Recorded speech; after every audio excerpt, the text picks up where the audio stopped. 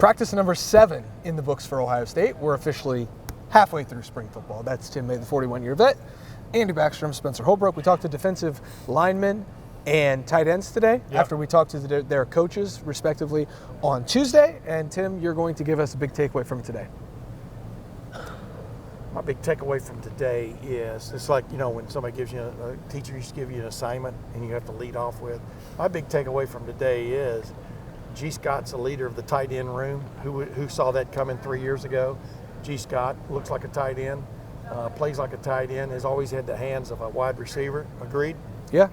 And he also, if you go back and watch a video from last year, he also blocked his rear end off when he was in there.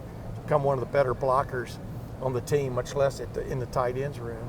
That's my big takeaway. But my other big takeaway is the depth we're seeing bubble up. I like that term, bubble up in the defensive line room.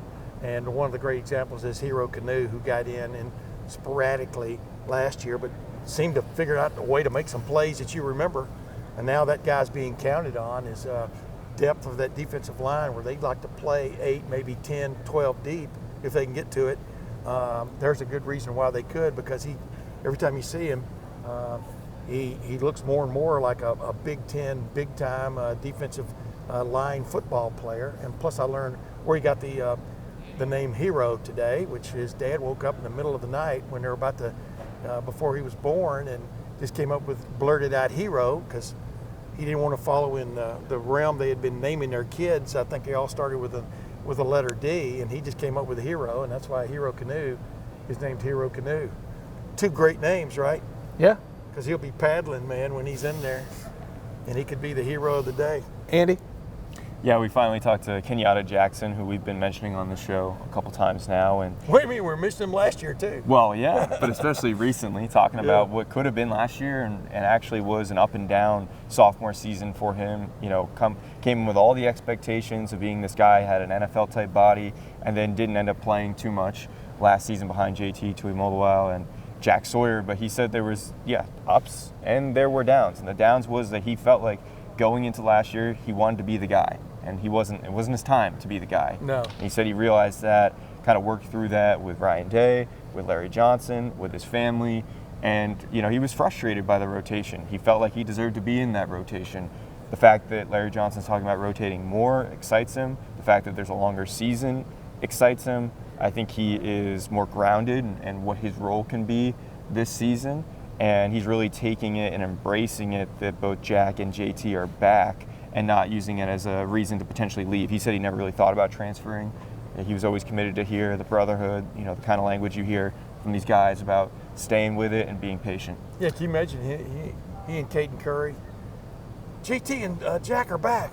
JT and Jack are back. Oh, I mean, because these guys all want to play, man. Right. They want to play regularly, not in spot roles. And that rotation, like, we talked about this on one of these other ones, right, Spence, is that the rotation they could have on the defensive line is obvious right now, but will they do it? My big takeaway is Bennett Christian is back on the field. He was there Sunday through Friday, wasn't allowed to play on Saturdays last year, really taking ownership of that because of a banned substance that he took, an over-the-counter banned substance that he got at a nutritional store, just like a random thing that he didn't run it by people. Right? Yeah, didn't run it by the right people, was told that it was banned, tested positive for it, sat out the entire year.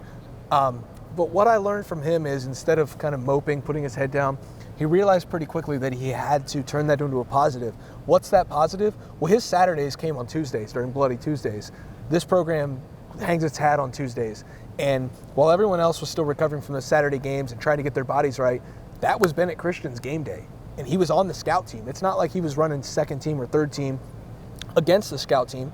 No, he was the tight end for the scout team, which meant every single rep he took last year was against JT Tuimoloau, Jack Sawyer, Mike Hall, whoever came out, blitz from the outside, Jordan Hancock coming off the edge, like anybody that you thought of as like a superstar of this defense from last year, Bennett Christian had to go against them more times than anyone else in the country. And I think that is going to mean huge things for him this year. I've been high on Bennett for a while. He's one of the guys I've kind of beat the drum for, even before the suspension. I talked to him at the Peach Bowl a couple years ago after his freshman year, and I thought, hey, I think this guy's onto something. I would keep that name in the back of my head. I think that he called himself underrated, under the radar, I guess, because he was quite literally under the radar last year because he had to be. I think he might He never got to take off to get on the radar. I think he might be squarely on the radar this upcoming year. Yeah. Even in a tight end room, Andy, that includes Patrick Gerd, that includes Jelani Thurman. We'll let Tim talk about Jelani here in a minute. That includes G. Scott and Will Kasmerick, who seems to be coming on and transitioning from Ohio nicely. There's 6 guys in there right now, and as Tim said, G. Scott is kind of that front runner to be tight end 1, but Yeah.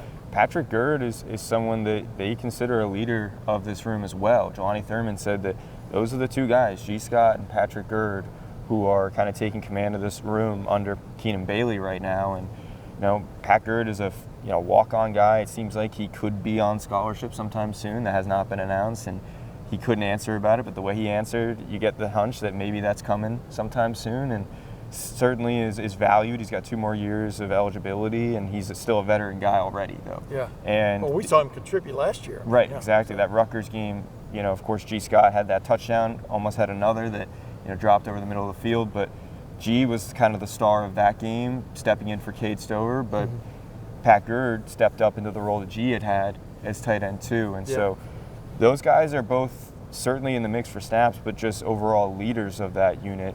I'm going to pass the baton over to you, Tim, for Jelani. We were both over there talking to him, but we finally got to speak to him in an extended time. I dropped it. I dropped the baton. Jelani Thurman, I was raving about him on one of these things. The first practice we got to watch last year. I went, oh my God, this guy. It's kind of like seeing Edie or somebody, big time basketball player walk out. There's these guys, and then there's this guy, and you kind of go, wow.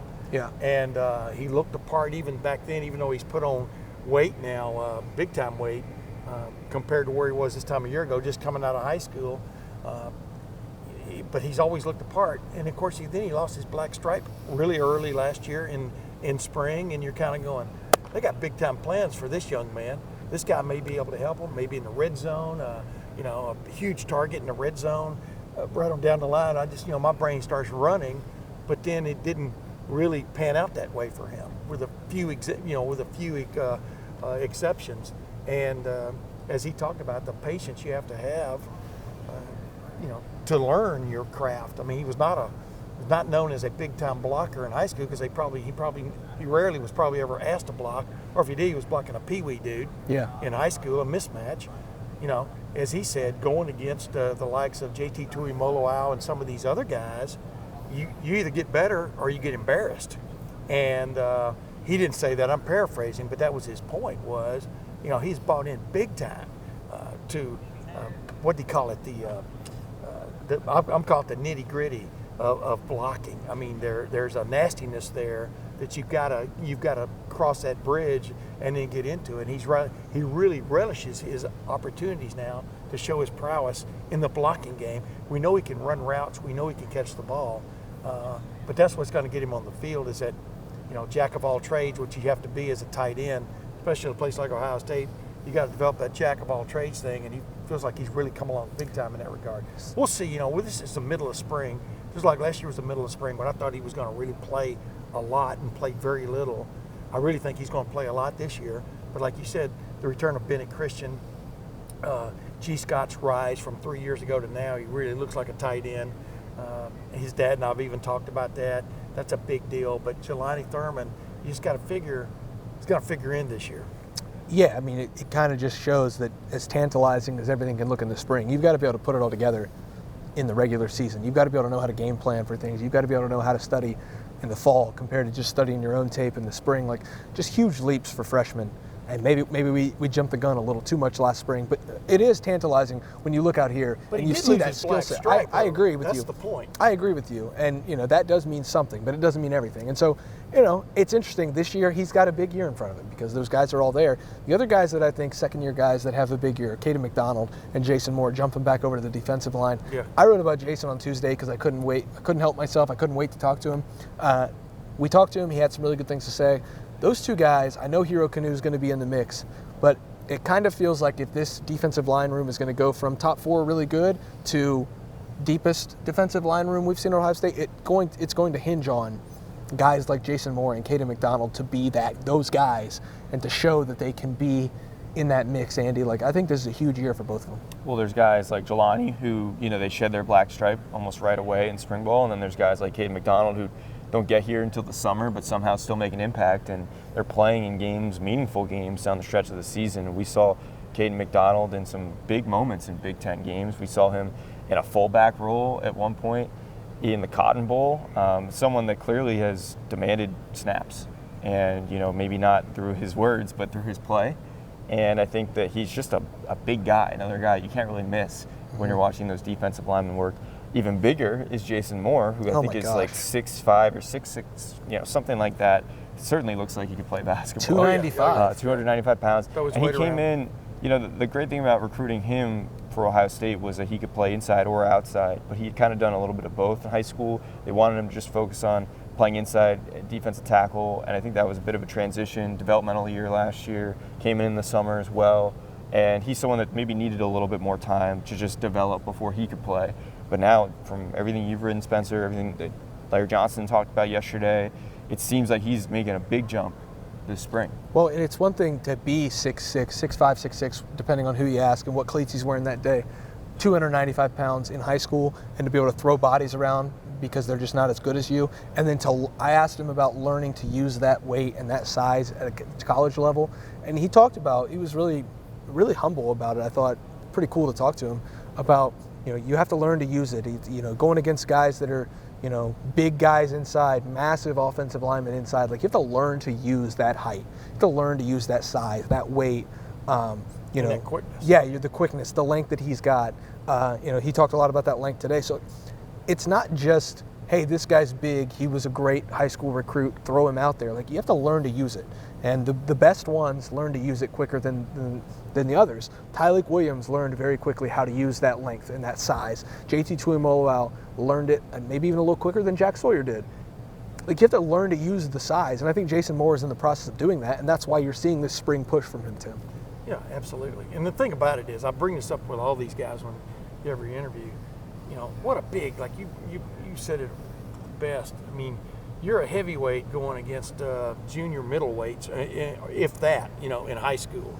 And you're used to holding sway, even if you don't beat them off the ball, you just shove them out of the way. You know what I mean? There's a big thing to learn about the boxing match that goes on every play in the trenches in major college football, when all three of those guys in front of you, if you're a defensive tackle, and sometimes even the tackles on the offensive side, but all three of the guys you're going against on the inside there are all 300 pounds and quick and fast and strong, and they've been benching, whatever, probably your weight and more, for a while now. To learn to deal with the boxing aspect of this, or as Larry Johnson calls it, they teach a lot of Taekwondo principles. But the point is, it's a boxing match, along with doing your assignment. You got to fight your way to get somewhere usually, and then you got to keep fighting. Yeah. And the point is, you can do that play here and there, but to do that consistently is what they're looking for. And these guys, you can see all these guys. Tyleik Williams stepped up in that regard, from a consistency standpoint, because it's not easy, man. Like I said, I've said this a million times, I love when you're going to a game and you're seeing people throwing a football in the parking lot and they're thinking they're playing football. Yeah. Nuh-uh. Football is between the offensive and defensive lines every Saturday. That's what makes the difference. That's why you like this football team, because you're seeing a mature defensive line being augmented by these guys that are coming up. Same way on the offensive line. They're going to set the tone for whether this is a great football team or not. You definitely see that. And those guys we just talked about all are bubbling up at the right time. They have to be, because Tyleik Williams said it best. He can't play 50 snaps a game. Right. And he did down the stretch. Not that it really showed, because he played well against Michigan. I thought he played well against Missouri, but still, like, you want to be playing your best football in December and January nowadays because of the college football playoff. Caden McDonald and Jason Moore and even Hero Canoe, all three, they've got to be good. Andy, any closing thoughts before we get out of here? I'll throw the mic over to you, and then we can get out of here. Yeah, defensive line, we know there's depth. This rotation could be huge and extremely deep. For the tight ends, that's some depth they need to prove. Yeah. So I think that's the big difference here. We talked to these guys. It sounds like they can prove it, but we really don't know about tight end. I mean, As Keenan Bailey said the other day, they're not trying to replace Cade Stover. He's the Big Ten tight end of the year. He could be the 3rd or 4th tight end off the board in this year's NFL draft. He had, great receiving numbers. They're trying to have a tight end unit that is tough and complete and has depth. And I think that talking to all these guys, you hear it, you feel like maybe it could be, Bennett Christian, Will Kazmarek, Pat Gurd, G. Scott, all these guys, Jelani Thurman, of course, that could provide that depth, but they need to prove it. Whereas the defensive line, it feels like we know a little bit more about what their rotation might look like, and they just have to go out and do it. Yeah, past G. Scott, every other guy in the tight end room, I know the desire is to come out of there with 5 or 6 guys that can play, but every other guy, except for G. Scott, in my opinion, has a question mark over his head. Just like I thought G, coming out of his first year as a tight end to his second year, there was a question mark there. I thought he proved himself last year. I don't know if y'all, but if you go watch video of him blocking it, no, I'm talking about the blocking aspect of things and stuff. Yeah. Whether you get thrown to or not is really not up to you a lot of times. Yeah, he had one drop, noticeable drop, but really, he had a pretty good year. But now he's the exclamation point. Now the others have the question marks over them. They got to get those figured out this spring and preseason camp. Jelani Thurman has everything you're looking for in a prototype tight end, for example. Bennett Christian, same thing, but can they do it on a consistent basis? Yeah, I think there still is a question about G, just in a sense of, okay, he was a great tight end too for Ohio State. If he's your second tight end, you're doing something correct. Like, you're doing something really well.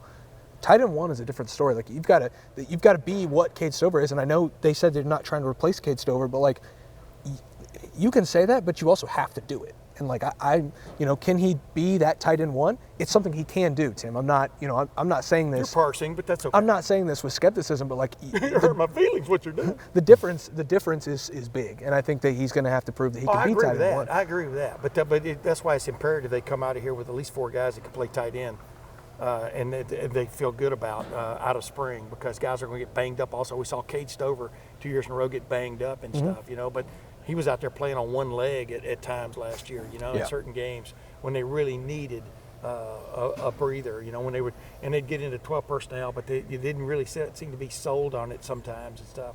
I'm just interested to see with Chip Kelly's offense, how he implements or uses the tight end. Implements not the right term, but you know what I'm talking about.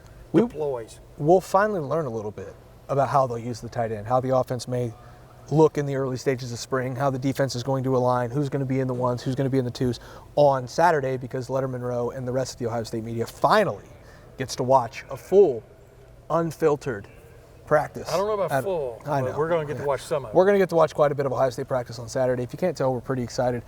They heard it was Andy's birthday coming up, and like, hey, we got to let him in the building for a practice. That's Tim May, the 41-year vet. That's Andy Backstrom. He's not the new guy anymore. No, he's not the new guy He's anymore. already been through a season or part of a season and whatever.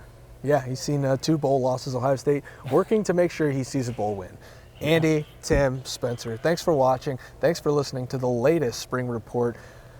We'll be back in here on Saturday. It's going to be a great, great day for Ohio State football. We're going to break it all down at Lettermen Row like we do all year round. $1 for your first month. That's right, $1 for your first month gets you through the spring game, into the prime recruiting season, and into the off season. That's cheaper than Peacock. It certainly is, Tim. We'll see you guys over at lettermenrow.com, and we'll see you guys in here on Saturday for Student Appreciation Day.